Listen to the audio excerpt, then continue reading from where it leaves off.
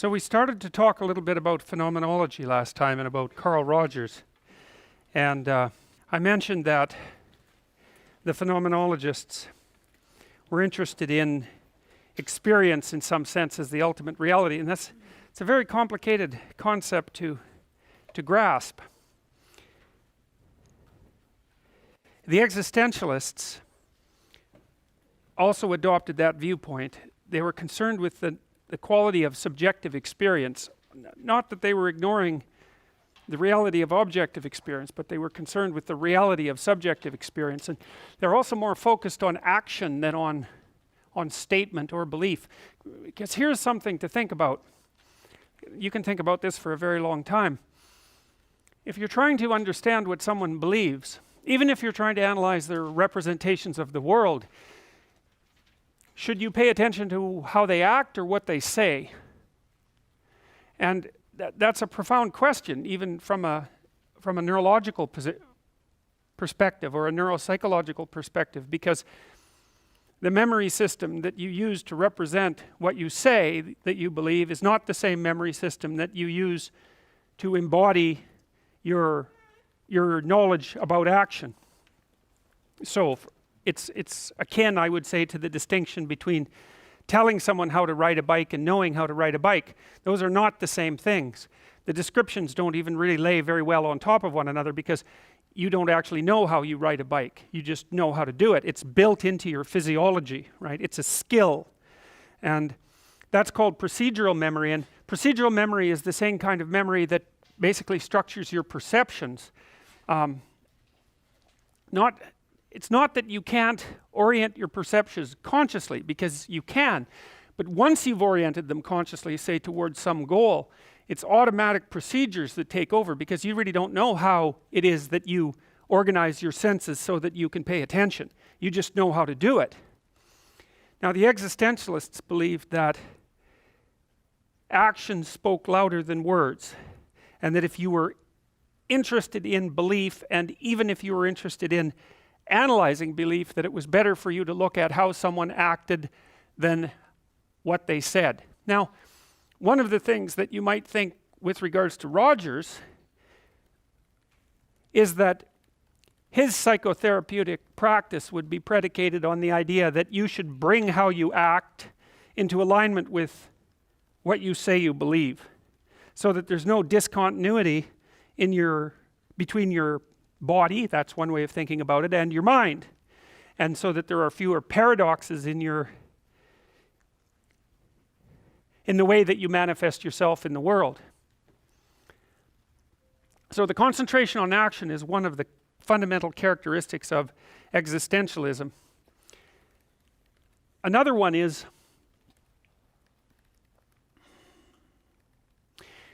the insistence upon trouble and suffering as an intrinsic element of human experience. So you could say we could concentrate on subjective experience. What's your life like to you? How do you experience it? And we could say, well, built into that is trouble. Built into that is chaos. Built into that is anxiety and pain and disease, and that you can fall prey to those things without there being something wrong with you. Now, you know, if you pin down a psychoanalyst like Jung or Freud, they would, of course, admit that human misery is endemic to human experience, but Freud in particular tended to look for adult psychopathology in childhood misadventure, in pathological childhood experience. And he at least implicitly claimed that if you hadn't experienced childhood trauma and you had developed properly, that what would happen is that you would end up healthy, roughly speaking, certainly mentally sound. But the existentialists, they don't really buy that perspective right from the beginning. They basically make a different claim, which is that life is so full of intrinsic misery, let's say, but suffering is a better way of thinking about it, suffering that manifests itself as a consequence of your intrinsic vulnerability, that psychopathology is built into the human experience. There's no real way of avoiding it. Or at least, there's no reason to look for extra causes. That might be a better way of thinking about it. And you'd be surprised how often that sort of observation is useful for clinical clients, for example, because one of the things that's quite characteristic about people, especially if they're introverted and they don't have very many friends, they don't have people to talk to, if they're suffering, maybe they're depressed or anxious, or they have some sets of strange symptoms like agoraphobia or obsessive compulsive disorder, one of the things they always presume that is that the fact that they're suffering in that manner means that there's something, not only something wrong with them, but something uniquely wrong with them, so that it's their fault and no one else is like them. And one of the things you do as a diagnostician, you know, you'll hear a lot of rattling about how labeling is bad for people, and certainly mislabeling is bad for people, and even an accurate label can be a box that you can't get out of. But it's very, very frequently the case that if you diagnose someone, it's a relief to them like you can't believe, because they come in to see you knowing that something isn't going properly, but they think, well, they're the only person facing it, and that means they're idiosyncratically strange in some incomprehensible way that no one else could possibly understand, and there's no way they could ever get better. And one of the things you do is point out to them is like, yeah, depression and anxiety doesn't really require any explanation, right? There's plenty of reason. I don't remember who said it. Everyone has sufficient justification for suicide. I think that was the claim.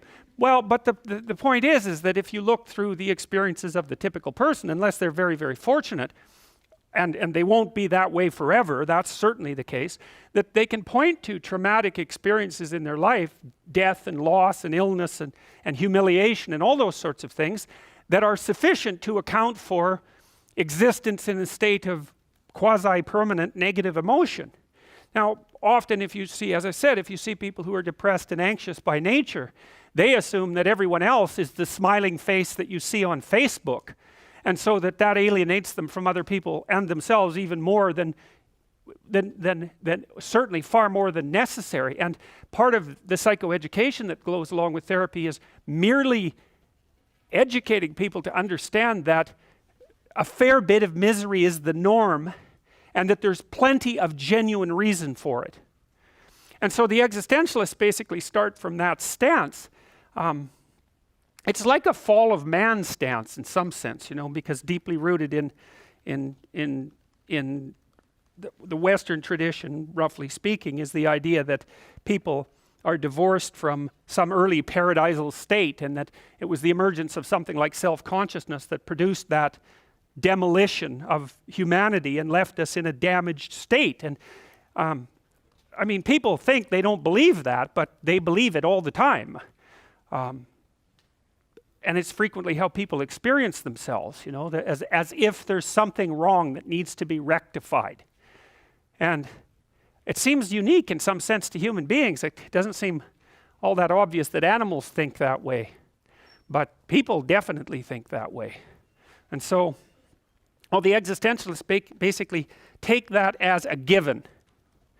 And then they offer another question, which is, well, given that that's your lot and that there's ample reason for misery, how is it that you should conduct yourself? Because merely, say, giving in to that misery or multiplying it doesn't seem to be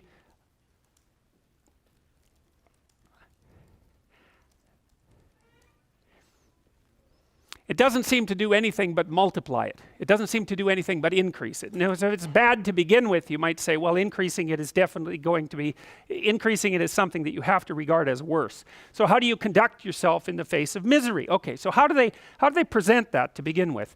Well, this is from Pascal, and this is an existential statement that describes the position of the individual in the universe, you might say, or you could say that it explains a deep characteristic of individual experience or existence, hence existentialism. When I consider the brief span of my life, swallowed up in the eternity before and behind it, the small space that I fill or even see, engulfed in the infinite immensity of spaces which I know not, and which know not me, I am afraid, and wonder to see myself here rather than there. For there's no reason why I should be here rather than there, or now rather than then. And so that's an element of existential thinking that is shared with the phenomenologists called thrownness, and that's a term that Heidegger originated, if I remember correctly. And what it means is it's an analysis of a certain characteristic of human experience, which is that, well, there was an immense span of time in which you could have been born, but you weren't born then, you were born 20 years ago, and there was an immense span of time in the future that you could have been born, and you weren't born then either. You were born when you were born, and you're who you are, and you have exactly the characteristics that you have. And there's something tremendously arbitrary about that. It's as if you were thrown into experience, and that's what thrownness means. It means that you were randomly placed in a place and time, and there's something fundamentally irrational about that, meaning that there's no real way of understanding it. It's something you have to deal with. And you might say, well, why was I born poor? Or why was I born less attractive than I might be? Or why was I born less intelligent than I might be? Or maybe why was I born to these terrible parents at this particular horrible moment in time? And in some sense, there's no answer to questions like that. It's just how it is. And you have to deal with it. So the question is, for the existentialists, how do you deal with that? This is Walter Kaufmann, if I remember, Rollo-May. Rarely has the existential question been put more simply or beautifully. In this passage we see first the profound realization of the contingency of human life, which the existentialists call thrownness.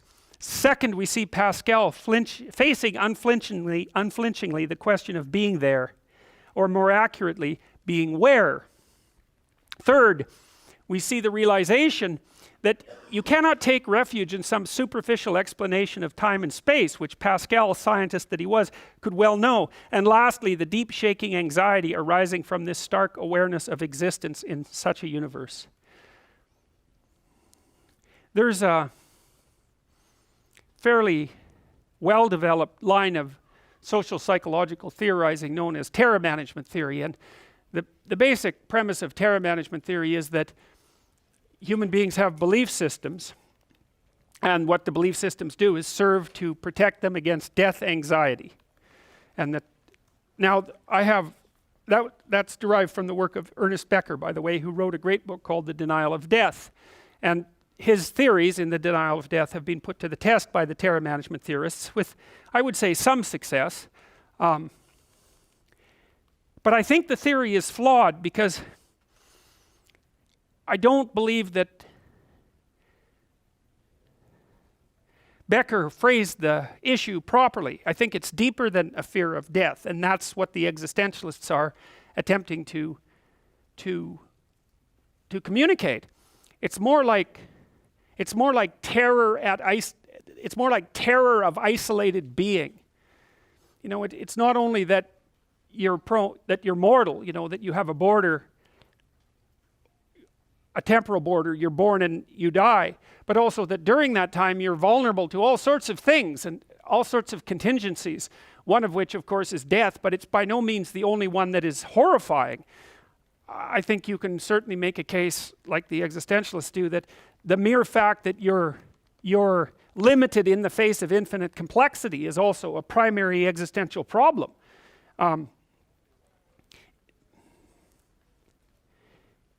It's a problem that human beings have been dealing with ever since they started to understand. They started to make sense of concepts that were beyond their immediate experience. You know, millions of years ago, or tens of millions of years ago, when our ancestors lived in trees, you could be sure that they were frightened of what surrounded them. They were frightened of, when they were little, they were frightened of birds that might pick them out of a tree, or they were afraid of cats that might climb a tree and eat them. They were afraid of snakes that would come slithering along and bite them. And they existed in a space that was safe, surrounded by a space that wasn't safe, that was full of predatory entities. And those were primarily birds of prey and cats and snakes or other reptiles. And then what seemed to have happened as we evolved was that the way we construed the world, you can think of the world as a safe place surrounded by the possibility of predation, but you can also think of the world as the known surrounded by the unknown. It's the same idea, except put up one level of abstraction. And the unknown has the same relationship to us in some sense that the territory of predators has relationship to us, and we use the same circuitry to represent the absolute unknown that we used so many millions of years ago to represent predators. Now it's more complicated for human beings because, first of all, we're not just prey animals, we're also predators. And so we're not only targets, but we're the thing that makes other thing targets, and we're also something that isn't only shaking in the face of the unknown because of its predatory element, maybe like a rabbit, but something that can explore the unknown and garner something of value as a consequence. And so we have this very paradoxical wiring, you might say. The unknown is partly terror, and that's the prepotent element of the unknown. So negative emotion for human beings is more powerful than positive emotion is, sort of dose for dose. And I think that's because you can be completely and utterly dead, but you can only be so much happier. And so it makes much more sense to be tilted to some degree towards sensitivity to negative emotion than it does to be tilted towards sensitivity for positive emotion. But it's also another one of those things that makes life rather intrinsically difficult, because negative emotions are commonplace and they're powerful, and they need to be, because otherwise you'd wander stupidly into something that would kill you. And it's better to be anxious than to be in pain or dead, even though it's not so good to be anxious. So for the existentialist, the fundamental quality of human existence is limitation in the face of incomprehensible complexity, and all of the things that stem from that.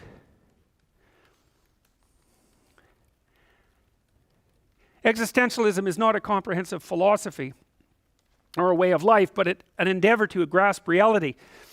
Existentialism is immersed in and arises directly out of man's anxiety, estrangement, and conflicts. This was written 60 years ago, and it was written, so it was aimed at Western audiences at that point.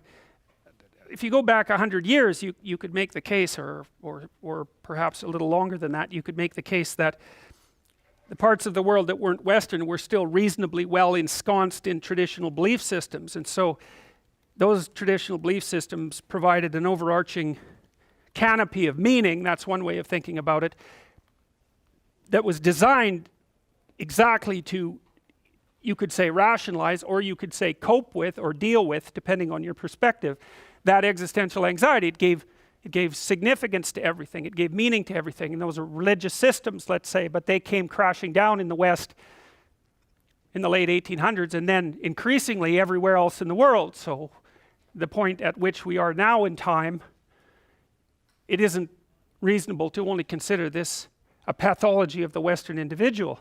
It might even be the prime conflict that exists in the world right now between comprehensive and traditional religious systems and a modern viewpoint that has this existential angst built into it as part of its nature. Maybe it's the price you pay for increased technological mastery and awareness, but it's a big price to pay.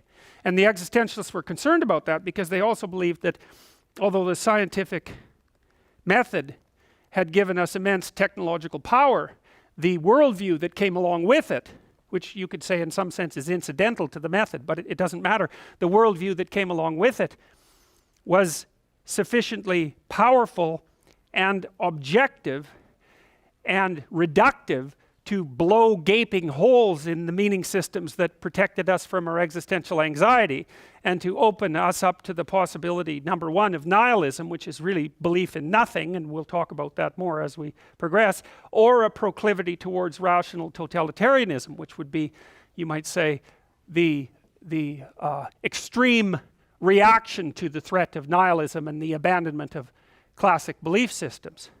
I think you still see that playing out everywhere. You certainly see it playing out in the universities right now, because there's huge ideological conflicts in the substructure of Western intellectual thinking, and people are, and this is very hard on young people, they're caught in part between an emergent nihilism that seems to be implicit in a materialist worldview and the temptation of radical ideologies.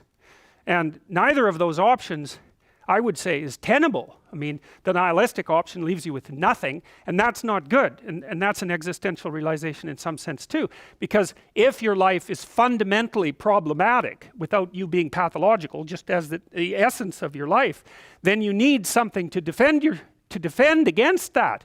You can't just have nothing, because all it does is leave you with the suffering that's implicit in your experience. And then to swing to a totalitarian system means that you don't even exist. Once you've done that, everything you say can be predicted. You're just the puppet of a rational scheme that has an explanation for everything, but that's really good for nothing except destruction, because it's too vague and abstracted to be used to actually solve any concrete problems. So this is the situation of modern people as far as the existentialists were concerned. And the people that I'm talking to you about specifically, I'm going to talk to you about Nietzsche and Dostoevsky and Kierkegaard, and I picked those people who aren't psychologists except in the broader sense, because I don't think there is anybody who there were and are existential psychotherapists, but I don't think that any of them do as good a job of explaining the problem as those people do. So you might as well get the information right from the source. Like psychoanalysis, existentialism seeks to utilize these very conflicts as avenues to the more profound self-understanding of man. Well, so what does that mean? Well, it means, at least in part, that the theorists that we're going to talk about had an idea that was akin to the psychoanalytic idea of facing what you're afraid of. And that's a key concept in psychotherapy. There's not that many key concepts in psychotherapy. One might be that you enter into an honest relationship with your client. The second is that exposure to the things that you don't want to be exposed to is curative if it's voluntary. That's a big deal. And it has to be voluntary. It can't be involuntary, because that'll just make it worse. Because you might ask, well, you know, if a kid has a fear of rats or mice, they got that fear because often they were exposed to rats or mice, and then you use exposure to rats and mice to cure them. Well, that makes the precipitator of the illness the cure, which makes no sense. Well, what's the distinction? Well, it's one thing to have something pop up at you when you're not expecting it. That puts you in a state of apprehension and preparation for action, in a state of terror, a state of reflexive shock, and then perhaps terror, and maybe something you don't recover from. That's completely different than facing something voluntarily. The psychophysiology isn't even the same. So if you're faced with a stressor of a certain magnitude and it's involuntary, your body produces a lot of the stress hormone cortisol. And in large doses, cortisol is toxic, especially if it's produced over long periods of time. But if you face it voluntarily, then that doesn't happen. You use a completely different set of circuits to do something voluntarily. And it's the utilization of the voluntary circuits that indicates your mastery over the thing that you're afraid of. And that mastery over the thing that you're afraid of and can't cope with, that actually constitutes your adaptive personality.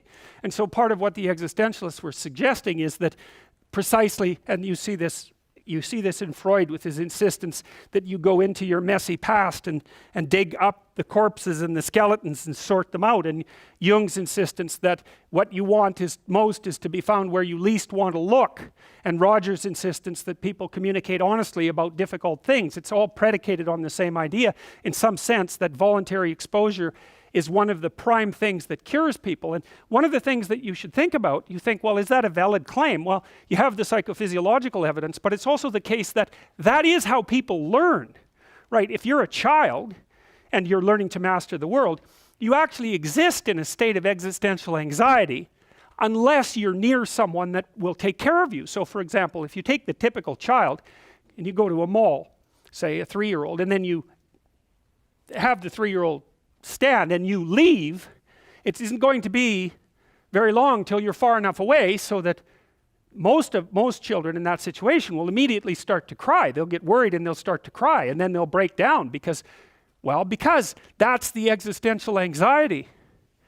Like you think, well, a normal child is calm. It's like, wrong. A normal child close to someone who will take care of them is calm, but that is by no means the same thing. It's not even close to the same thing. And so you get backwards in your psychological thinking if you don't notice that, because you think, well, the normal human being is calm and well put together. It's like, no, wrong. The normal human being in a place of safety is calm and well put together. But why you would ever think that a normal place is a place of safety, assuming that that's the standard or the norm, there's absolutely no reason for that. You see this with rats too, because the behaviorists, for example, made the presumption that you had to teach rats to be afraid. But let me tell you how that actually worked. It's really interesting, and it shows you how carefully you have to analyze, say, psychological experiments to understand what's going on. So let's say you take a lab rat, okay, and let's say it's a lab rat like a rat that Skinner used, B.F. Skinner, who is the most famous of the behaviorists, and he could get rats to do anything. He taught pigeons to play ping pong. He taught pigeons to guide guided missiles by photographs, and he did that with behavioral training. They were never used for guided missiles because they got the electronics working before the program was set into operation. But he could get them to peck at photos to guide something that was flying accurately, and he did that with behavioral training. So Skinner, I mean, he was no joke. He really knew how to train animals, and it's very useful material to know. We'll talk about it to some degree if you want to train children, for example, or pets. So, because the learning mechanisms are very similar, which is why, of course, we can get along with pets, right? We understand them like we understand children, roughly speaking. So, anyways, so let's say you've got your rat and he's sitting there and he's pretty calm and he's in his cage. And so he's already a weird rat because he's been genetically altered. He's not a wild Norway rat. So he's a little tamer than a normal rat. Maybe he's a little more fearful, although perhaps not. And he's also a solitary rat in his cage, and there's no such thing as a solitary rat. It's like a solitary zebra or a solitary carp, not carp, cod. Cod exist in huge schools. There's no such thing as a cod, which is why they will never come back, as far as I can tell, because once you wipe out the school, it's like you wipe out a beehive and you're going to have 6 bees. What the hell are you going to do with 6 bees? What are they going to do? They don't exist on their own. And herd animals are like that too, and cod are like that. So they organize their mating behavior in their huge schools. So without the schools, like what the hell is a cod going to do?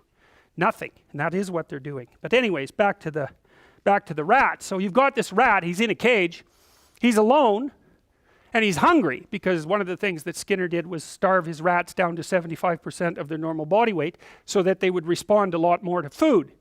So that's the model, and that you got to keep in mind the nature of the model, because the model is like, the way the model is constituted is equivalent to your implicit assumptions about your experiment. And people don't take that into consideration. Okay, so the rat's calm. So then what you do is you take the rat out of his cage and you put him in the testing chamber. And so maybe what you're going to do is you're going to set the rat up so that a light goes on and then he gets a little electric shock, okay? And that you're going to teach him to be afraid of the light. So after you pair the light with the shock 6 or 7 times, when the light comes on, the rat's going to freeze. So, and he freezes because he's using predator avoidance strategy basically to deal with the threat. And so you think, well, calm rat learns to be afraid. But no, because when you put the rat in the cage, the new cage, what does it do? Well, it doesn't just, find the sofa and have a nap. It's terrified when you put it in the new situation.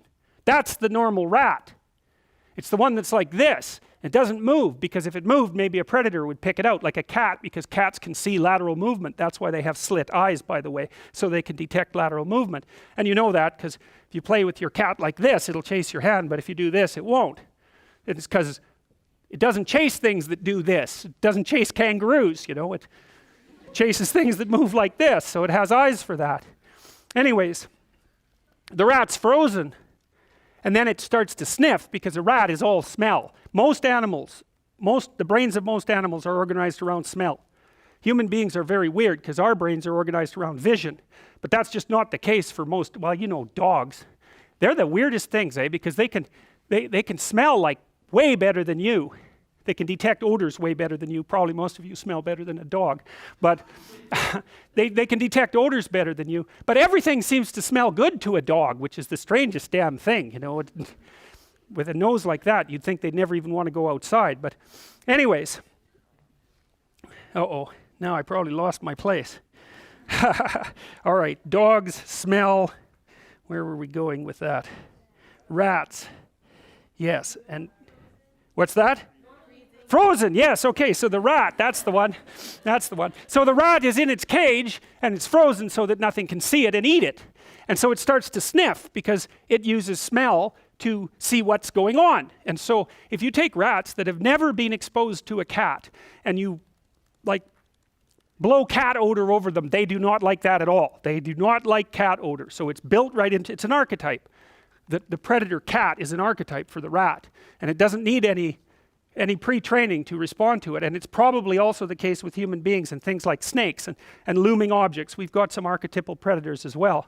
But all right, so the rat sniffs, and then if nothing happens, it thinks, okay, a rat can sniff here without dying. And so then it starts to relax a little bit, and maybe it starts to move around a bit, and then it thinks, okay, a sniffing rat that's moving a little bit can live here without dying. And then nothing else happens, and so it relaxes a bit more, and then it starts to sniff its way around, and it'll sniff all around the cage and check out all the corners and make sure that there isn't anything there that can eat it, because the rat actually cares about that. And then when it's completely explored the cage and decided that it's safe, then it turns into a normal, calm rat. But that's post-exploration. So you have to say, well, a rat that has thoroughly explored its territory is a calm rat. That's a whole different way of looking about fear. Then you turn the light on and shock it, and the rat thinks, ugh, wrong. It's not safe here, and that light indicates that it's not safe. So basically what you've done is remind the rat that life is dangerous. You have not taught it fear. It's not the same thing. The rat knows everything about fear. It learned that it was safe and it was wrong. And that's a really important thing to understand also about what you're like. Because you know, like anxiety, that needs no explanation. Depression, that needs no explanation. What needs explanation is how the hell do you ever feel secure and together ever? Because that's the mystery. And partly the way you do that is by never going anywhere where you're upset.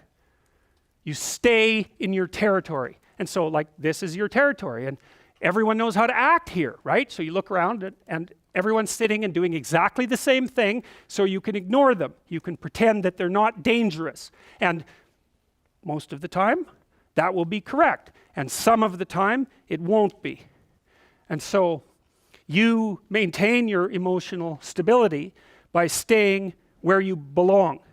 And that's quite different than the psychoanalytic view, you know, that you're calm and well put together if your psyche is properly organized. It's like, this is partly why I introduce you guys to Piaget, because Piaget adds this other element. You know, he says something like, yeah, well, your psyche has to be organized properly, so you have to have turned everything that is a constituent element of you into a functional being, but that being has to be integrated in a functional game-like landscape made of other people who are doing the same thing, and then it's the concordance between your structure and that landscape that makes you emotionally regulated. That's a way different theory. It's a much more sophisticated theory. So you could say in some sense the psychoanalysts had it half right. You know, and also you can be individually pathological in a way that doesn't let you fit into society. But you have to understand the concordance between the social organization and the individual organization to get the picture right. Well, so what do the existentialists say? Well, it's something like, in the depths of your existential terror, the wisdom to cope with that terror will be found. So that's the fundamental idea. And then there's a more profound idea in that, which I would also say is implicit in psychotherapy. The more behavioral the psychotherapy, the more implicit it is. But the idea is that despite the fact that you are mismatched, that you're outmatched by, let's call it existential complexity, there's something in you that's far more complex than you know. And if you challenge it, it will respond by growing and developing, and that will not protect you against the existential anxiety. It's not like a shield or a guard that you're hiding behind. It's not a defense. What happens instead is that you actually learn how to deal with it, you know. So you think about it this way. One of the things that human beings are archetypally related to is fire. And of course, fire is something to be afraid of because it will burn you and it will burn everything down. But by the same token, when we mastered fire, which may have been 2 million years ago, something like that, because it looks like it was about then that we learned how to cook, which made a big difference. So you know how chimps, I haven't told you the chimp story, I don't think. You know how chimps are sort of shaped like this? They've got this huge barrel-shaped body. Well, yeah, they spend like 12 hours a day chewing leaves. And why is that? Because you go out in the forest and eat leaves and see how much you have to chew so you don't starve to death. It's like leaves aren't edible. They hardly have any nourishment at all. And so if you're a chimp, all you do is sit around and chew leaves. And then you need to have an intestinal tract that could wrap 2 or 3 times around this room so that you can digest the damn things, right? So that's chimp life. Well, human beings, we decided to trade intestinal length for brain. And the way we did that was by learning how to cook. And we mastered fire. And so you might say, well, is fire dangerous?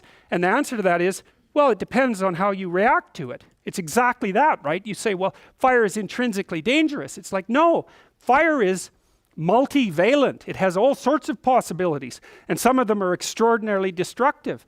But if you match your behavior properly to the phenomena, then you can master something like fire.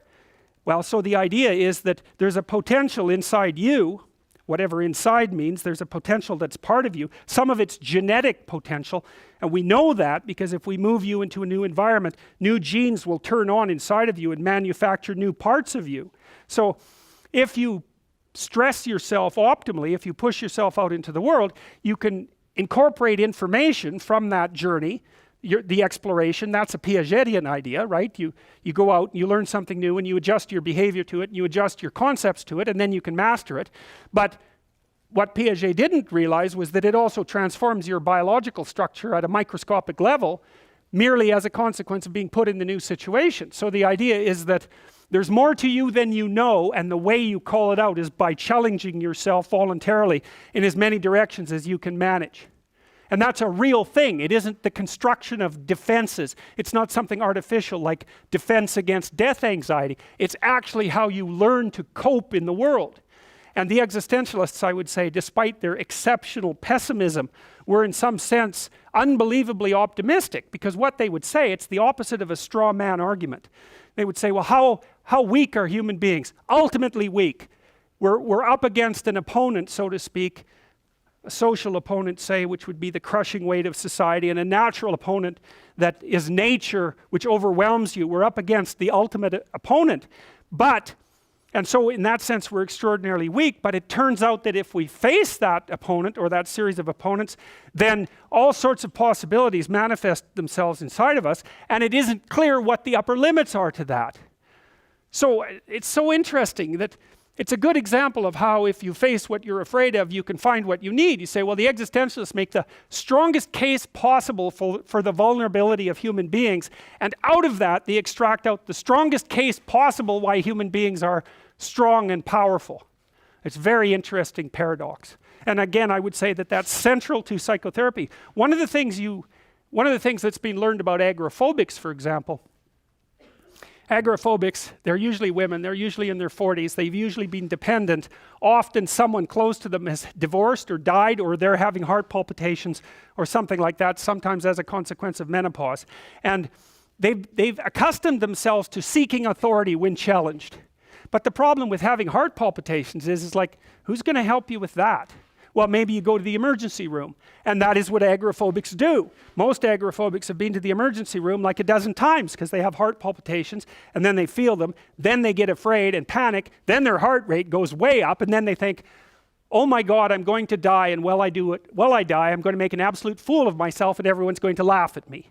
So that's social rejection and biological mortality staring them right in the face. Well, so then you take an agoraphobic and you find out her background, because as I said, it's usually women, and then you start to expose that person to the things that she's afraid of. Elevators, maybe, subways, taxis. Actually, agoraphobics, really, what happens is they're not really so much afraid of places or things. What they're afraid of is being trapped in a place or a situation where they can't get away, and then if they had a heart attack, they wouldn't be able to get to an emergency ward. So that's really at the basis of the fear. And the emergency ward thing only helps to a limited degree, because if you're having a heart attack, and it's a really good one, you're dead. And so that's a place where recourse to authority is only going to take you so far, right? So it's not a good solution to the problem. Well, so what do? Well, you expose the person maybe to an elevator, and maybe the elevator is there, and you tell them, Well, can you get on an elevator? And they say no. So, well, can you look at an elevator? Well, I don't think so. Well, how about some pictures of an elevator? So you show them some pictures of an elevator on Google, and maybe one with closed doors and one with open doors. And you have them look at the damn thing, because they won't want to look. They'll want to look away. But you can't look away. You have to investigate it. And then what your brain learns is that you're afraid of that thing, but you can scan it with your eyes and nothing happens. It's like the rat in the cage sniffing and realizing, well, he can sniff and he doesn't die. It's like you can look at the picture of an elevator and you don't die. Well, you do that until you're bored. And then you've learned that you can look at that elevator without dying. It's built right into you. Well, then maybe I can take you out and we'll look at a real elevator. And so I say, well, let's walk as close to that elevator as you can manage. I want you right on the edge between order and chaos, let's say. I want you to find that edge. Can you stand here? Yes. How about here? Yes. How about, that's good enough. Okay. You're standing here. Order, chaos. That's where you're at. So what happens? You stand there and you notice you don't die. And you do that long enough so you're bored with it. And then you think, well, can you step 3 feet closer? Yes, you can. Well, and maybe after 3 weeks, you say, well, we're by the door, so here's the deal. I'm going to open that door, and I'm going to hold it open, and I'm not going to play a trick on you. And so what you're going to do is just poke your head in and take a look around. And so imagine doing that. Okay, so you imagine it. Okay, now actually do it. Then I don't let go of the door. That's what evil psychotherapists do. Anyways, then you get the person inside, and what you see is they're looking at their shoes. They're in there, but they're not really in there. You say, no, you got to look. You got to look in the corners. You got to look at the numbers. You got to see that you're in this thing that you're afraid of. And so you have them look around and look around and look around. They're like the rat coming, relaxing and starting to move. Then you say, well, that's good enough. You can get out of the elevator slowly. Don't rush out. Just go out calmly. Good enough. Go home, sleep for a week, and then come back and we'll do it again. And then if you do that it depends on how fast the person is capable of advancing, but you can move people through phobias pretty fast if they trust you, and they have to trust you, and you have to be careful. You say to them, look, we will stop doing this whenever you want, as soon as you say so. So this is completely up to you. I'm not pushing you. I've got no demands on you. You want to be able to go outside again, we're going to walk through that, but you're not performing for me. This isn't a test. This isn't a contest. It's none of that. And when you're done, we're done. And you can also help people like step through that. So I was treating someone who had a needle phobia recently, and this person really felt trapped by authority figures that were medical, and this person had their reasons for it.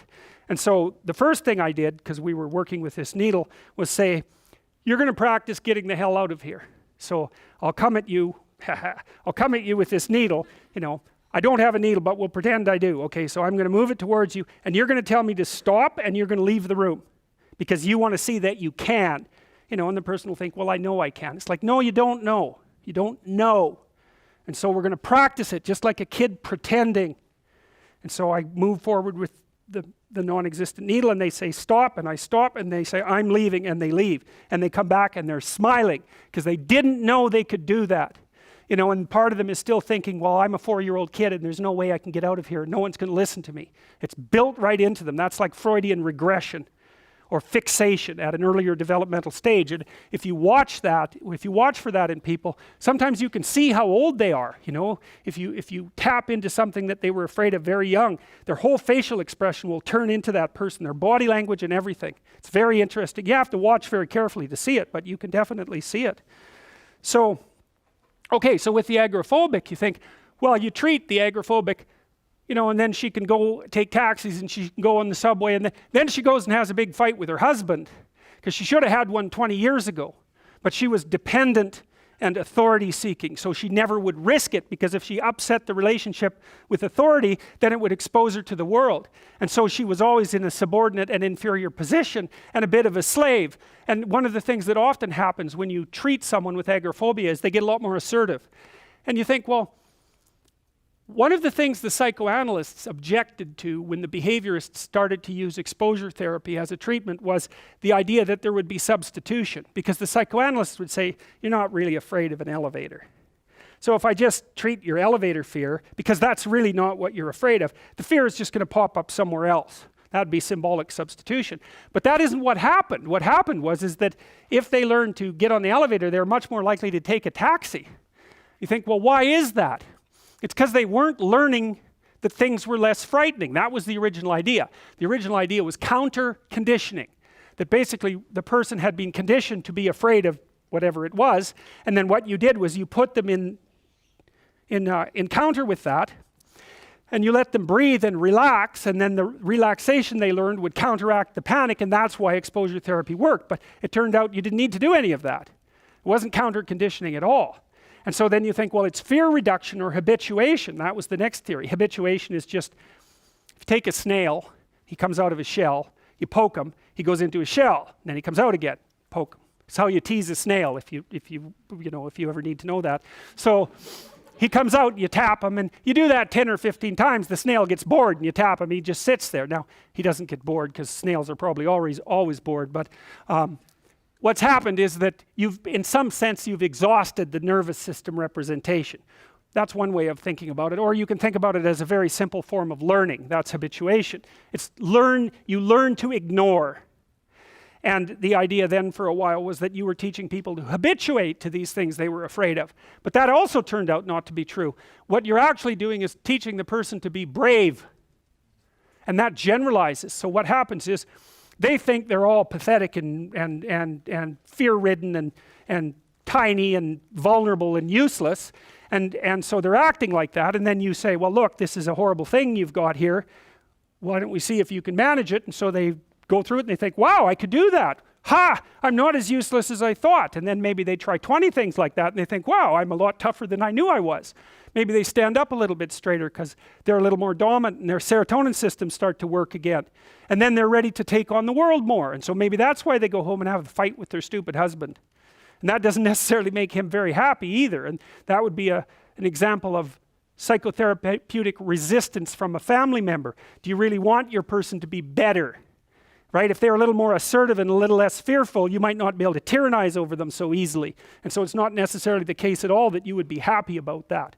So you got to watch that sort of thing too. And maybe the person wouldn't even be that happy about it because they're getting all sort of secondary benefits from being, neurotic and martyred, because that's a vicious weapon.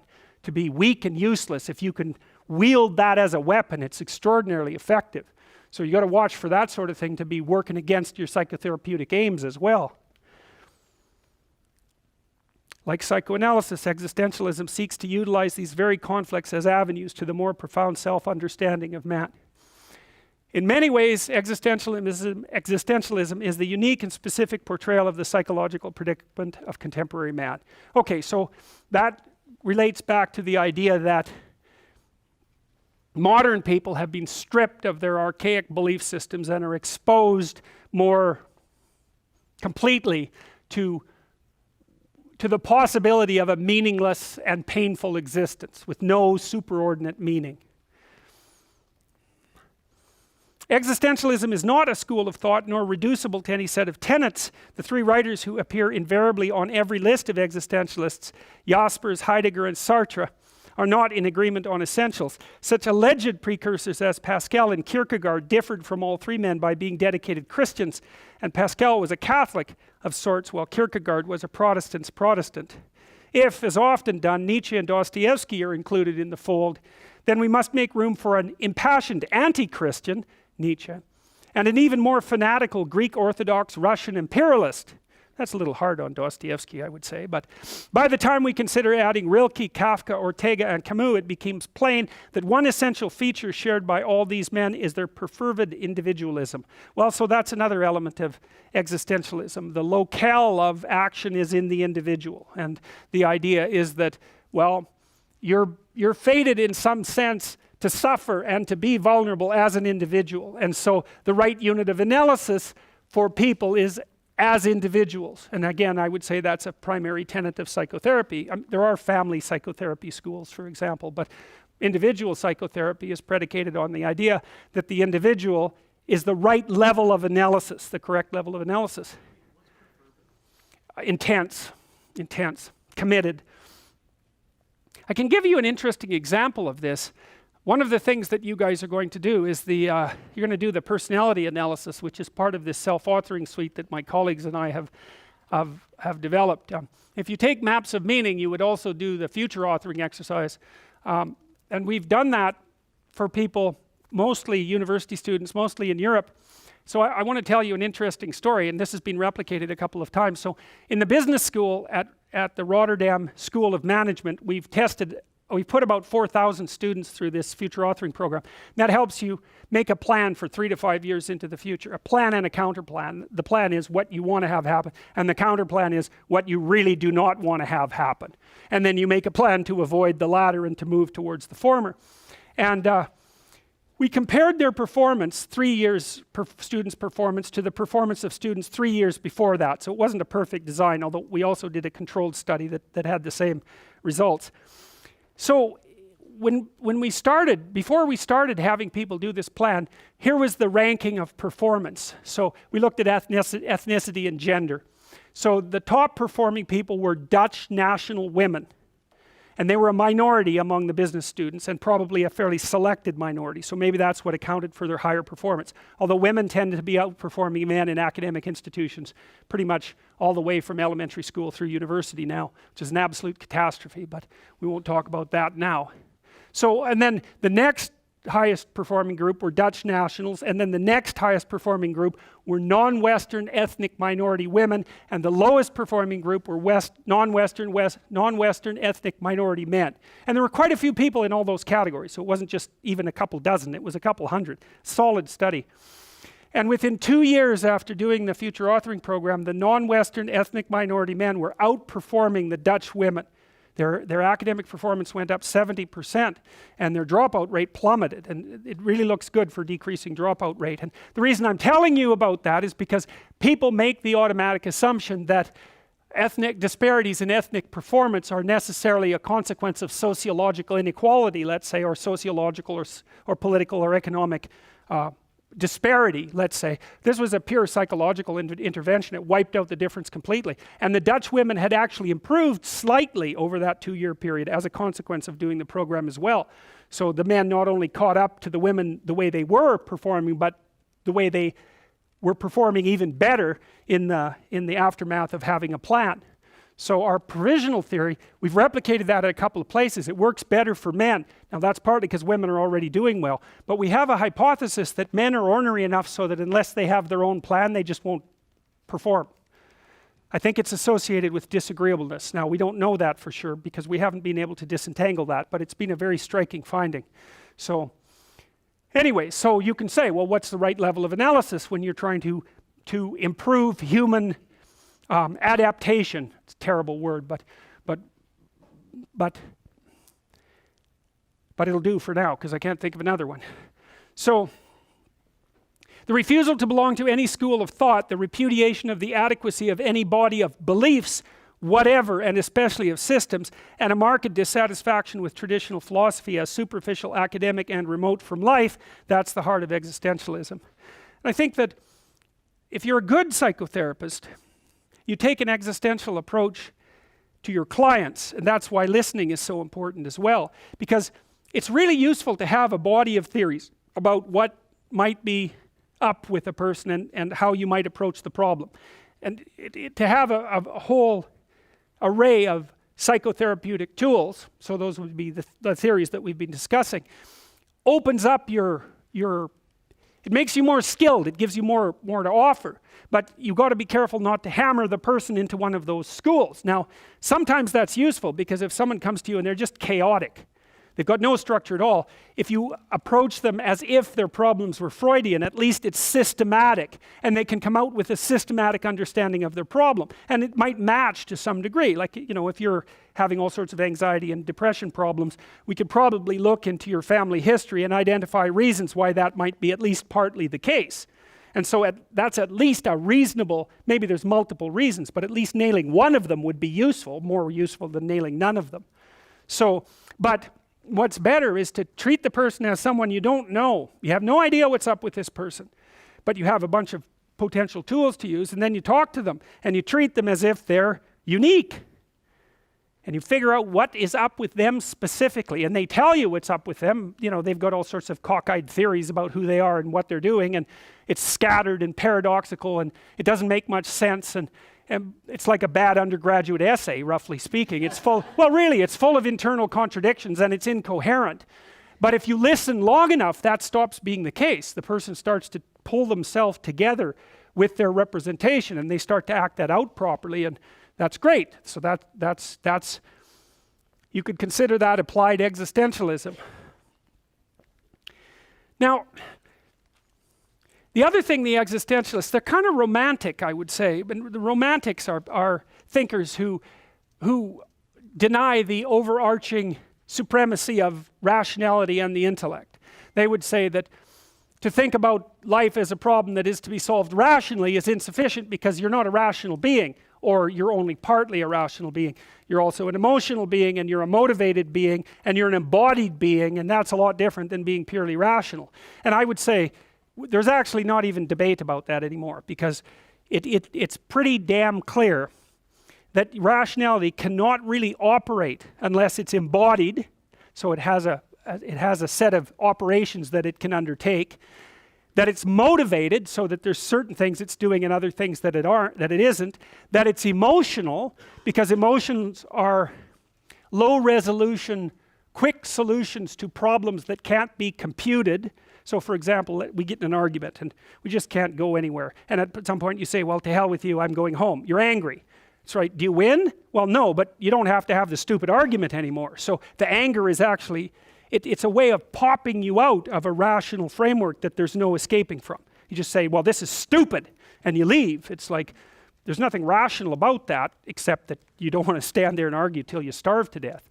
So you need the emotions to give you guides in situations that you can't really compute your way through. And only inside of that does rationality operate, with all of those underlying predicates. And the rationality has to be informed by the body and by the motivations and by the emotions for it to even operate. So the existentialists are correct about that, to deny rationality as the fundamental principle of orientation. That doesn't mean that irrationality is the right approach. It means that rationality has to be augmented by other elements of being, elements of subjective being. And that's akin to the psychoanalytic viewpoint too, that you have to integrate your drives and emotions, especially anger and sexuality, into your personality, and also akin to Piaget's idea that the sub-personalities, the reflexes and so forth, have to be organized into a playable game so that everything is working in harmony. So it's a similar idea. Now, the existentialists regard the division between object and subject as part of what's specifically torturing people who are outside of, say, traditional systems of belief. Because, and this is a tricky one, scientists might claim that, well, the world is material and matter is essentially dead and without spirit or psyche. And it's easy, as a consequence of adopting that viewpoint, to think the same thing about you, that you're ultimately a short-lived material entity in a meaningless material world. But the weird thing about that, and this is worth thinking about, is that if you're a scientist, you throw away the subjective as soon as you start operating the science. Because the idea is, well, you'll watch something according to a procedure, and you'll watch it, and you'll watch it, and you'll watch it, and we're only going to allow what all of you experience the same way to be real.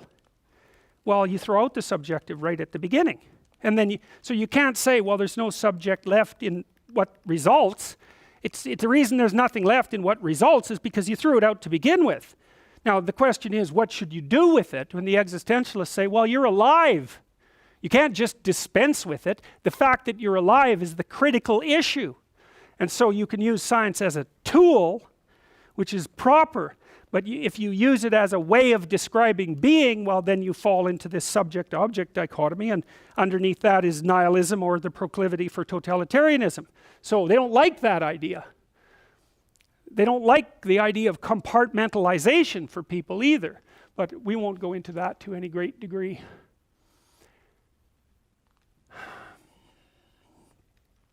Okay, now I'm going to read you some things from some of the people that I described, and we'll take them apart a little bit.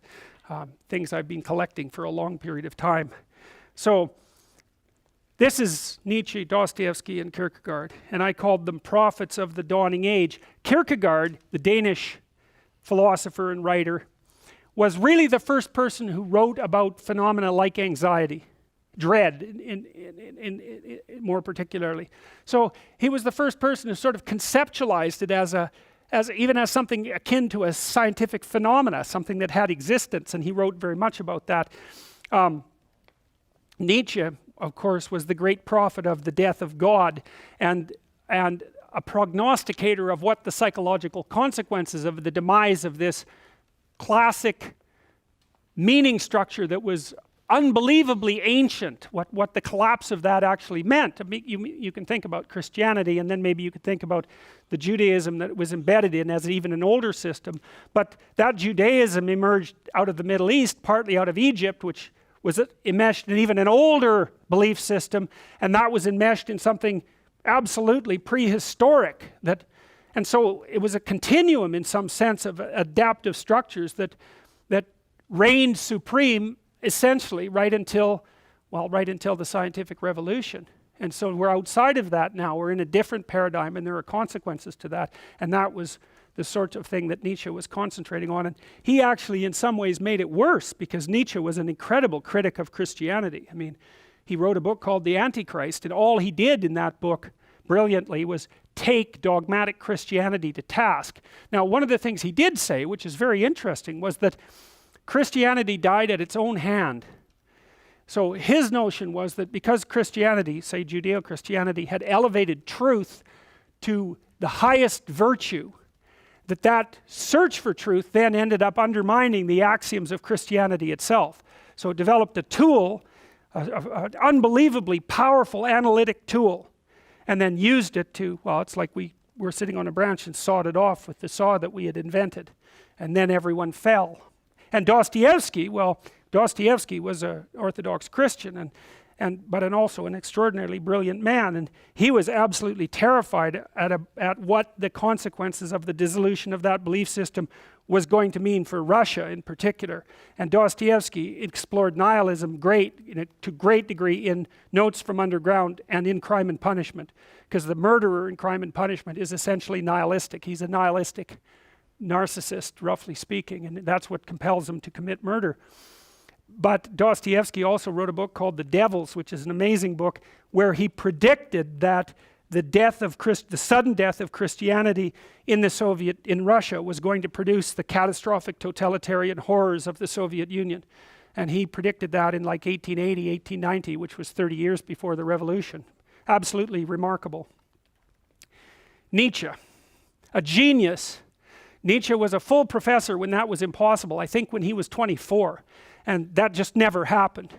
And so his extraordinary genius was recognized very early, but he was also extraordinarily ill, sick, physically. His dad died at about 40 of something they called softening of the brain, which was actually a fairly common diagnostic category back then. No one really knows what it was. Some people have suggested that he had syphilis from one sexual encounter, or that it was hereditary, but nobody really knows. But anyways, his father died young, and Nietzsche died very young as well. He was mentally incapacitated for the last few years of his life, and died after that.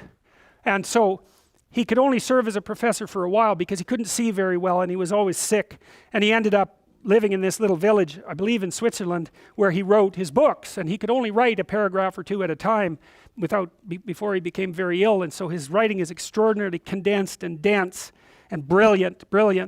And I think he gave away, Beyond Good and Evil, which is his masterpiece, although he had many, I think it only sold 500 copies in his lifetime.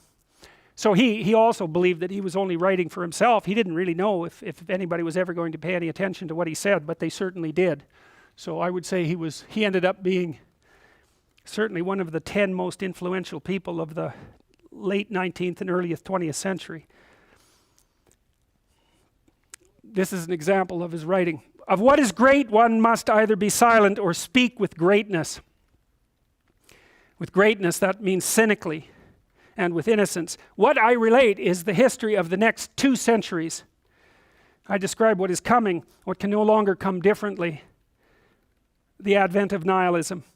Our whole European culture is moving for some time now with a tortured tension that is growing from decade to decade as towards a catastrophe, restlessly, violently, headlong, like a river that wants to reach the end, that no longer reflects, that's afraid to reflect. He that speaks here has conversely done nothing so far but to reflect, as a philosopher and solitary by instinct, who has found his advantage in standing aside, outside. Why has the advent of nihilism become necessary? Sorry about that. Because the values we have had hitherto thus draw their final consequence. Because nihilism represents the ultimate logical conclusion of our great values and ideals. Because we must experience nihilism before we can find out what value those values really had. We require at some time new values. Nihilism stands at the door, whence comes this uncanniest of all guests. Point of departure. This is a good example of how Nietzsche said he philosophized with a hammer. And it means that he spent hours, days, weeks, months concentrating on how to make a single sentence as packed with significance as he could possibly manage. And so Nietzsche said, it's the best arrogant statement I've ever read. He said, I can say in a sentence what it takes other people a whole book to say. And then he said, what they can't say in a whole book. That's pretty good, eh? It's like, the first one's a real blow to the solar plexus, and the second one is like, I can top that with no problem. Point of departure. It is an error to consider social distress or physiological degeneration or the corruption of all things as the cause of nihilism. That's a critique of the later Freudian ideas right there and then, because what Nietzsche says was, look, if things are going wrong for you, or if they're going wrong in general, it's really straightforward to say that, well, there's something wrong with society, that would be social distress, or there's some physiological degeneration, there's something wrong with you physically, or everything is just corrupted, being itself is corrupt, which is a classic explanation, right? You hear that all the time. You think, well, people are suffering for one reason or another. Well, why? Well, there's something wrong biologically, or society is corrupted and everything is unfair. Nietzsche says, no, you're not going to get away with that. First, he says, ours is the most honest and compassionate age, comparing modern civilization, let's say, to everything that has come before it. So speaking of corruption is not something you can do lightly. And then he says, and this is remarkable, distress, whether psychic, physical, or intellectual, need not at all produce nihilism. That is the radical rejection of value, meaning, and desirability. Such distress always permits a variety of interpretations. Well, that's a rough one. It's like, well, you had a rough childhood. Well, someone else who had your childhood might not have drawn those conclusions. So here's an example. You know that most people who abuse children were abused by as children, right? But most people who were abused as children do not grow up to abuse children. And you can figure that out arithmetically, because if it was the case that everyone abused grew up to abuse, in about 4 generations everyone would be being beat to death in childhood as a matter of course, because it would spread exponentially. That isn't what happens. It dampens. And why is that? Well, if you're bullied as a child, we could say, well, you could draw 2 conclusions, causal conclusions. Being bullied caused me to be a bully. Fair enough, man. That's an understandable story. How about being bullied caused me not ever to be a bully? Well, why is that any less reasonable a conclusion? It's frequently one that people draw, and since the 2 opposite conclusions can be drawn from the same set of experiences, you cannot say that the experiences caused the conclusions. And that's Nietzsche's critique of, say, sociological or psychological determinism with regards to the optimism or pessimism of your worldview. Such distress always permits a variety of interpretations. Right. Rather, it is in one particular interpretation, the Christian moral one, that nihilism is rooted. The end of Christianity, at the hands of its own morality, that was the development of the sense of truth, which cannot be replaced, which turns against the Christian God. The sense of truthfulness, highly developed by Christianity, is nauseated by the falseness and mendaciousness of all Christian interpretations of the world and of history. A remarkable claim. And then this one's even worse. It's absolutely brilliant, I think.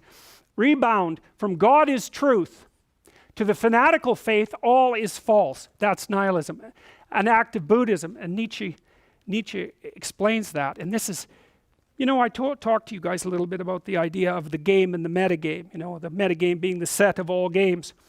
Nietzsche draws on a conception like that for this criticism, because he says when you lose faith in something, and that happens to people very frequently, when you lose faith in something, because you're human and because you can abstract, it's not only that you lose faith in that thing, that person, that system.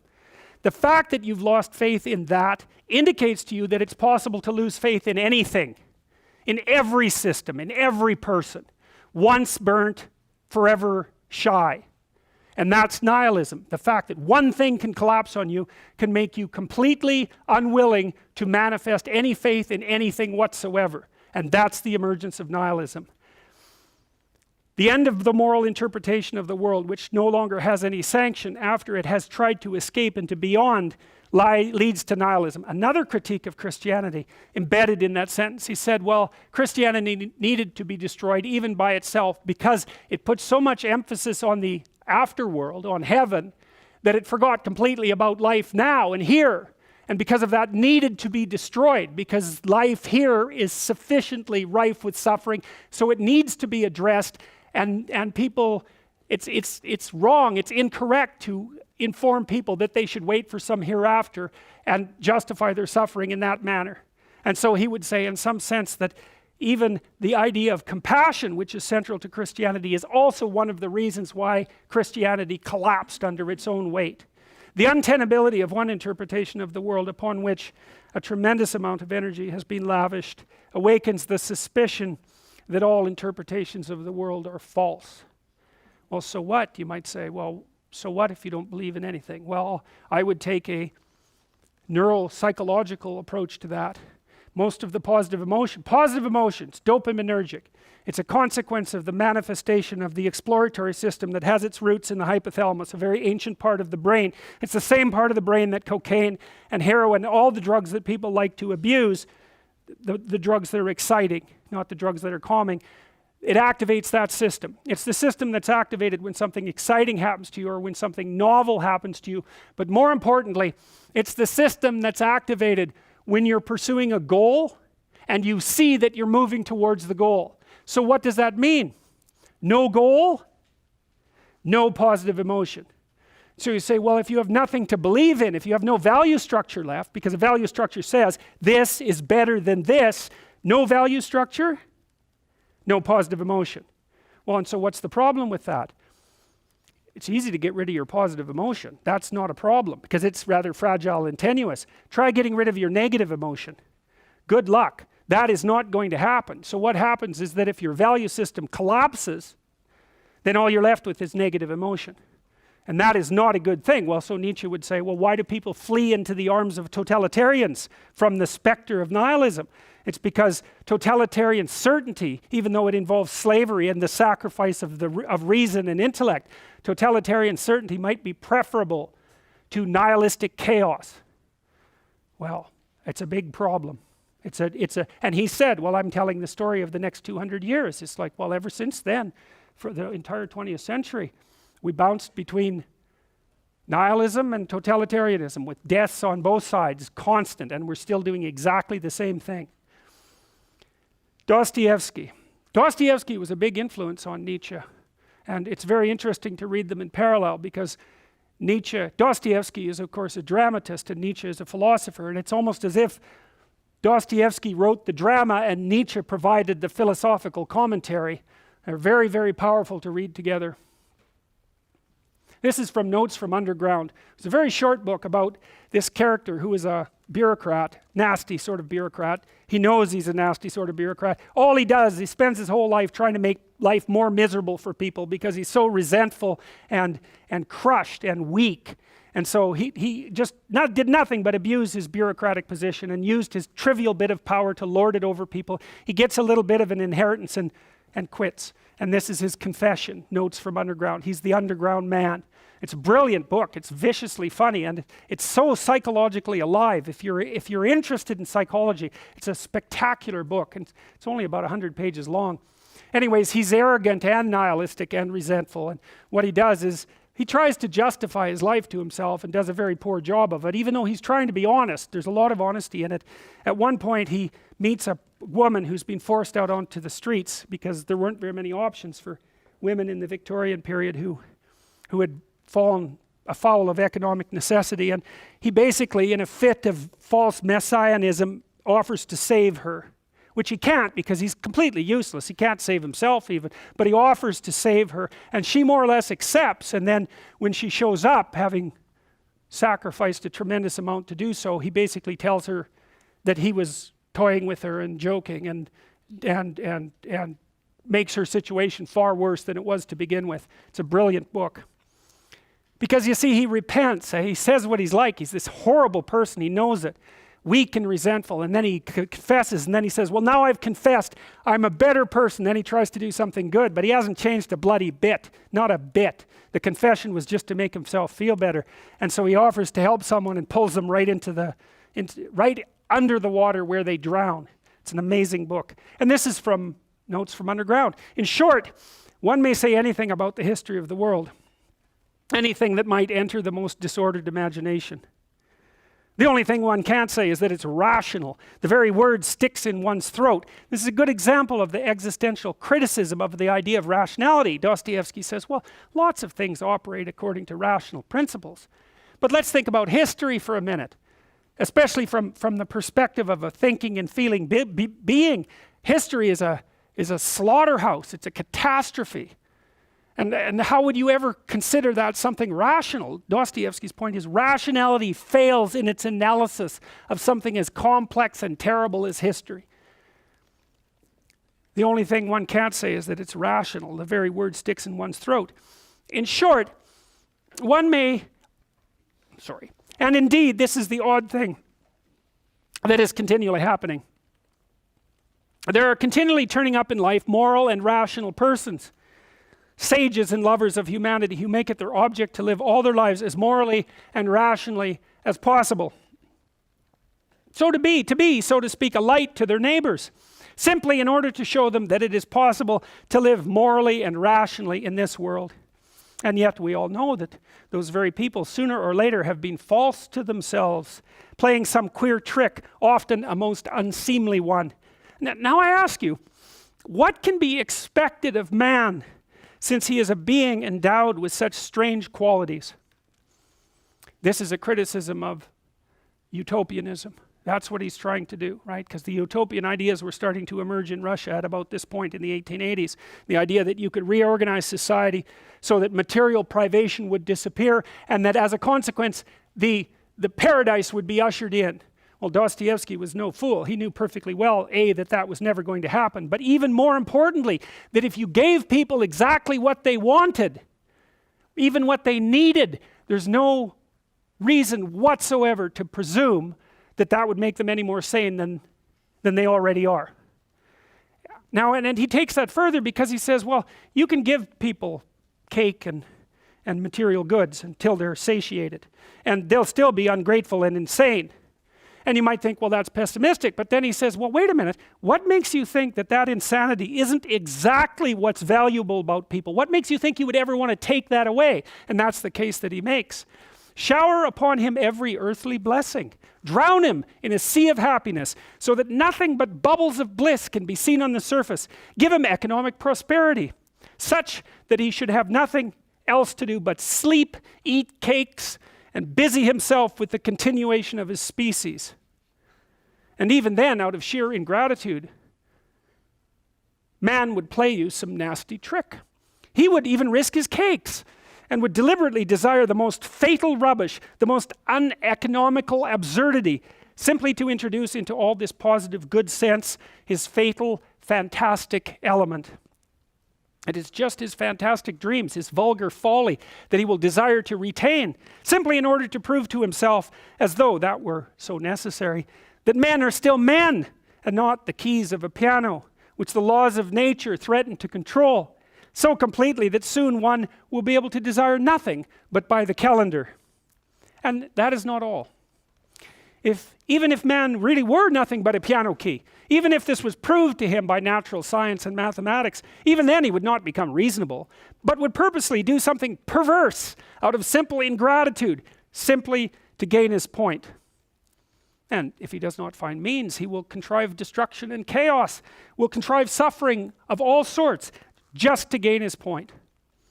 He will launch a curse upon the world. And as man is the only animal that can curse, it's his privilege, the primary distinction between him and other animals.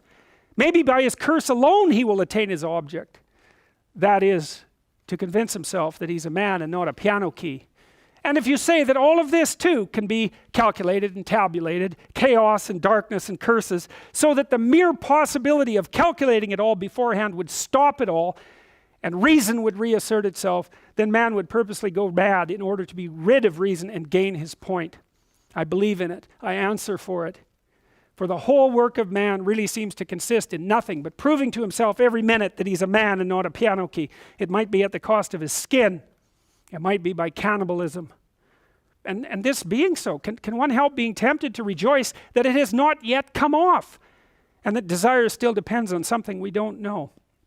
You will scream at me, that is, if you condescend to do so, that no one is touching my free will, that all they're concerned with is that my will should of itself, of its own free will, coincide with my own normal interests, with the laws of nature and arithmetic.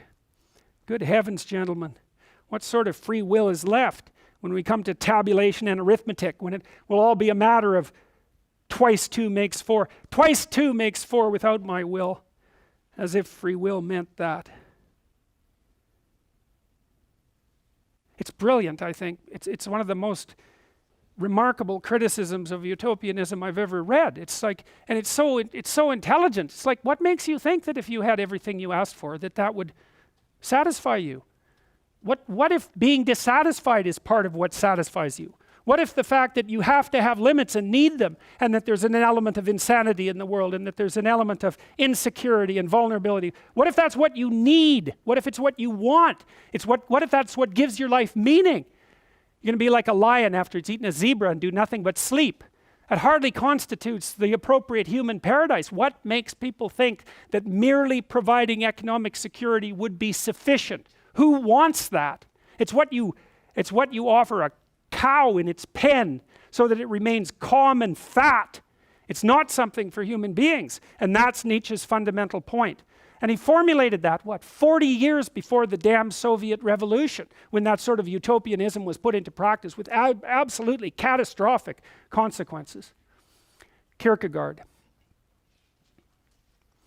It is now about 4 years ago that I got the notion of wanting to try my luck as an author. I remember it quite clearly. It was on a Sunday. Yeah, that's it, a Sunday afternoon. I was seated as usual out of doors at the cafe in the Fredericksburg Garden. I had been a student for half a score of years. Although never lazy, all my activity nevertheless was like a glittering inactivity, a kind of occupation for which I still have a great partiality and for which perhaps I even have a little genius. I read much, spending the remainder of the day idling and thinking, or thinking and idling, but that was all it came to. So I sat there and smoked my cigar until I lapsed into thought. Among other thoughts, I remember these. You are going on, I said to myself, to become an old man without being anything, and without really undertaking to do anything. On the other hand, wherever you look about you in literature and in life, you see the celebrated names and figures, the precious and much heralded men who are coming into prominence and are much talked about, the many benefactors of the age, who know how to benefit mankind by making life easier and easier. Some by railways, some by omnibuses and steamboats, others by the telegraph, others by easily apprehended compendiums and short recitals of everything worth knowing. And finally, the true benefactors of the age who make spiritual existence in virtue of thought easier and easier, yet more and more significant. And what are you doing? Here my soliloquy was interrupted because my cigarette was smoked out and a new one had to be lit. So I smoked again, and then suddenly this thought flashed through my mind. You must do something. But inasmuch as with your limited capacities, it will be impossible to make anything easier than it has already become, you must, with the same humanitarian enthusiasm as the others, undertake to make something harder. This notion pleased me immensely, and at the same time it flattered me to think that I, like the rest of them, would be loved and esteemed by the whole community. For when all combine in every way to make everything easier, there remains only one possible danger, namely, that the ease becomes so great that it becomes altogether too great. And then there's only one want left, though it is not yet a felt want, when people will want difficulty. Out of love for mankind and out of despair at my embarrassing situation, seeing that I had accomplished nothing and was unable to make anything easier than it had already been made, and moved by a genuine interest in those who make everything easy, I conceived it as my task to create difficulties everywhere. Kierkegaard again. There's a view of life which conceives that where the crowd is, there's also the truth. And that in truth itself there is need of having the crowd on its side. There's another view of life which conceives that wherever there is a crowd, there is immediately untruth. So that, to consider for a moment the extreme example, even if every individual, each for himself, in private, were to be in possession of the truth, yet in the case they were all to get together in a crowd to which any sort of decisive significance is attributed, a voting, noisy, audible crowd, untruth would at once be in evidence. For a crowd is the untruth. In a godly sense, it is true, eternally, Christianly, as St. Paul says, that only one attains the goal, which is not meant in a comparative sense, because a comparison takes others into account. It means that every man can be that one, God helping him therein, but only one attains the goal.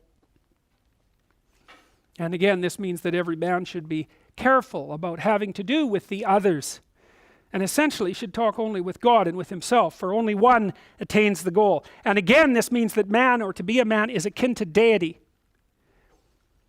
In a worldly and temporal sense, it will be said by the man of bustle, sociability, and amicableness, how unreasonable that only one attains the goal. For it is far more likely that many, by the strength of united effort, should attain the goal. And when we are many, success is more certain, and it is easier for each man severally. True enough. It is far more likely. And it is true also with respect to all earthly and material goods. If it is allowed to have its way, this becomes the only true point of view, and it does away with God and eternity and with man's kinship with deity. It does away with it, or it transforms it into a fable, and puts in its place the modern, or we might rather say the old pagan notion that to be a man is to belong to a race endowed with reason, to belong to it as a specimen, so that the race or species is higher than the individual. Which is to say that there are no individuals, but only specimens. But eternity, which arches over and high above the temporal, tranquil as the starry vault at night, and God in heaven, who in the bliss of that sublime tranquility holds in survey, without the least sense of dizziness at such a height, those countless multitudes of men, and knows each single individual by name. He, the great examiner, says that only one attains the goal. Nietzsche, a similar comment. The traveler. A traveler who had seen many countries and peoples and several continents was asked what human traits he had found everywhere. And he answered, men are inclined to laziness. Some will feel, he might have said with greater justice, they're all timid. They hide behind customs and opinions. At bottom, every human being knows very well that he is in this world just once as something unique, and that no accident, however strange, will throw together a second time into a unity such a curious and diffuse plurality. He knows it, but he hides it like a bad conscience. Why? From fear of his neighbor, who insists on convention and veils himself with it. But what is it that compels the individual human being to fear his neighbor, to think and act herd fashion, and not to be glad of himself? a sense of shame perhaps in a few rare cases. In the vast majority, it is the desire for comfort, inertia, in short, that inclination to laziness of which the traveler spoke. He is right. Men are even lazier than they are timid. And what they fear most is the troubles with which any unconditional honesty and nudity would burden them. Only artists hate this slovenly life and borrowed manners and loosely fitting opinions and unveil the secret, everyone's bad conscience, the principle that every human being is a unique wonder. They dare to show us the human being as he is, down to the last muscle, himself and himself alone.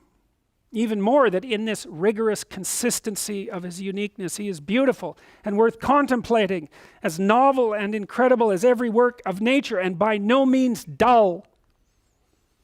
When a great thinker despises men, it's their laziness that he despises. For it is on account of this that they have the appearance of factory products and seem indifferent and unworthy of companionship or instruction. The human being who does not wish to belong to the mass must merely cease being comfortable with himself. Let him follow his conscience, which shouts at him, "Be yourself." What you are at present doing, opining, and desiring, that's not really you. And why are you so firmly and triumphantly convinced that only the normal and the positive, in other words, only what is conducive to welfare, is for the advantage of man? Is not reason in error as regards advantage? Does not man perhaps love something besides well-being? Perhaps he is just as fond of suffering. Perhaps suffering is just as great a benefit to him as well-being. Man is sometimes extraordinarily, passionately in love with suffering, and that is a fact. There's no need to appeal to universal history to prove that. Ask yourself if you're a man and have lived at all. As far as my personal opinion is concerned, to care only for well-being seems to me positively ill-bred. Whether it's good or bad, it's sometimes very pleasant too to smash things. I hold no brief for suffering, nor for well-being either. I am standing for my caprice, and for its being guaranteed to me when necessary. Suffering would be out of place at amusement parks, for instance, I know that. In the Palace of Crystal, it is unthinkable. Now, in the late 1800s, there was a world exhibition in London, and they erected a palace of crystal at the World Exhibition, and it was the first building made out of glass and steel. And so it was a representation of the dawning materialist utopia, and that's the Palace of Crystal that Dostoevsky is referring to. In the Palace of Crystal, suffering is unthinkable. Suffering means doubt, negation, and what would be the good of a Palace of Crystal if there could be any doubt about it? And yet I think man will never renounce real suffering. That is destruction and chaos. Why? Suffering is the sole origin of consciousness. Though I did lay it down at the beginning that consciousness is the greatest misfortune for man, yet I know man prizes it and would not give it up for any satisfaction. We're now in a position to see the crucial significance of the existential psychotherapy movement. It is precisely the movement that protests against the tendency to identify psychotherapy with technical reason. We have seen that Kierkegaard and Nietzsche, as well as the representatives of the existential cultural movement following them, we have seen that, yes, not only contributed far-reaching and penetrating psychological insights, which in themselves form a significant contribution to anyone seeking scientifically to understand modern psychological problems, but also did something else. They placed these insights on an ontological basis, namely, the study of the individual as the being who has these particular problems.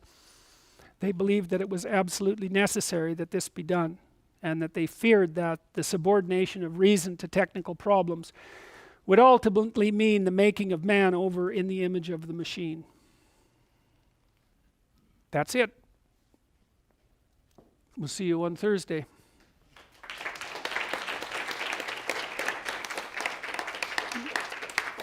You're going to have to stop doing that. Someone accused me of on YouTube of dubbing in applause at the end of my lectures.